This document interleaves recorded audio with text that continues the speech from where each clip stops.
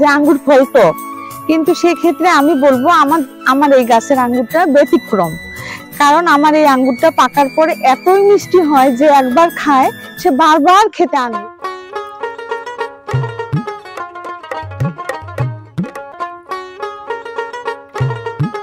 যেমন আমার এখানে আছে, এটা হচ্ছে হাড় জোড়ার গাছ। অনেক সময় হঠাৎ করে অনেকের হাড়ের সমস্যা হয়, আমার কাছে আছে এটা হাড় জোড়ার গাছ। আমি সব সময় এটা এখানেই রাখি এবং যে কেউ চাইলে আমি এটা দিতেও পারি।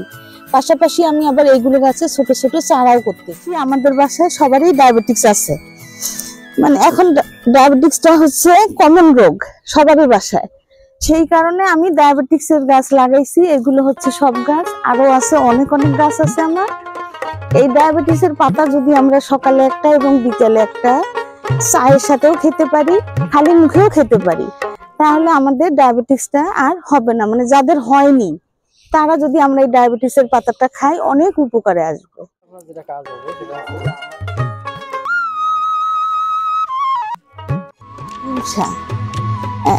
এটা হচ্ছে আমার জিনিয়া, এটা হচ্ছে কেলাঞ্চু।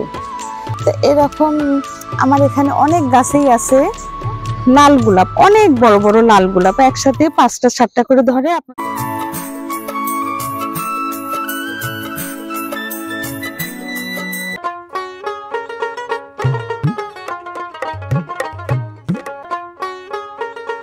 খুব পছন্দ করতাম এবং আমি ছোট থেকেই টুকটাক করে গাছ লাগাইতাম। লাগাইতে শেষে আমার মনে হলো যে আমার বাবার বাড়িতেও দেখি যে আমার আব্বাও গাছ লাগায়, আমিও লাগাই। আমার বাবার বাড়ি রংপুরে। তখন থেকে আমারও ধারণা যে আমি কবে ছাদ পিটাবো এবং ছাদের উপরে আমিও যেন সুন্দর করে একটা ছাদ বাগান করতে। 20 সালের শেষের দিকে 5-7টা গাছ রংপুর থেকে নিয়ে আসি। ওখান থেকে আমি ধীরে ধীরে যে না, যখনই একটা চারা গাছ কিনতে যাই আমার 300-400 টাকা লাগে। তা আমি ভাবলাম যে আমি যখন গাছ লাগাচ্ছি তা পাশাপাশি আমি দেখি না কেন যে ওখান থেকে আমিও কিছু চারা করতে পারি। আমার পরিশ্রমের ফলে আমি আমার ছাদে মোটামুটি এখন 5 থেকে 700 গাছ আমি তৈরি করছি।